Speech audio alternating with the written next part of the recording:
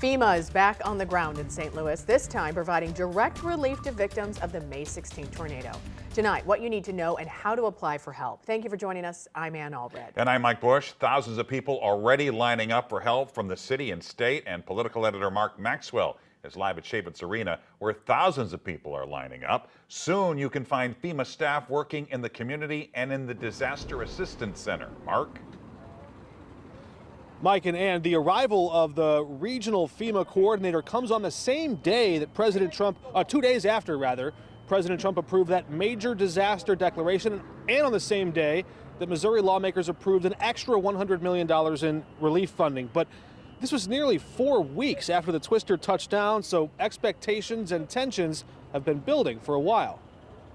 As hundreds wait for a city worker to call out their number, frustrations of all kinds start to mount. A lot of people doing a lot of things. A bucket of tar does not make you a roofer. Jennifer Littles registered online hoping to skip the line, but with so many people ahead of her, she found herself reflecting on these last 26 days and the recent news FEMA was finally on the way. I just feel like if it was in a different neighborhood, it would have been set up 3 weeks ago. Just outside, FEMA will have a presence within the community. Mayor Kara Spencer urged people to apply for help now. The turnaround should be days, not months. Once you do, we're going to have home inspectors coming to your home. They should have an ID. Ask them for that ID. And if you lost your home, the shelters are already off and running.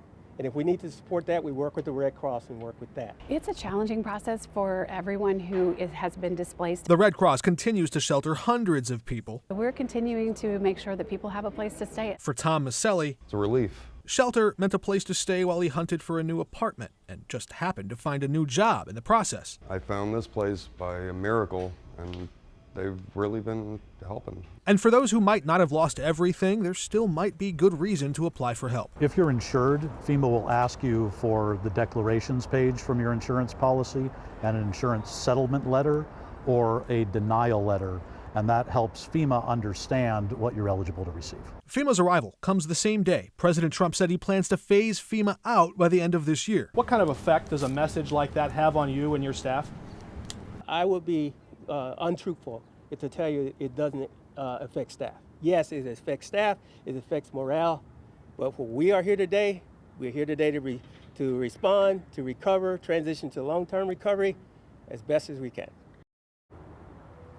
And they continue to do that with the help of the Red Cross and the Urban League and a number of other groups that continue to help providing shelter to those people in housing looking to find their way back into more permanent apartments or houses. We have a lot more information on how you can help or how you can get help right now up on KSDK.com. Live in St. Louis, Mark Maxwell, 5 on your side.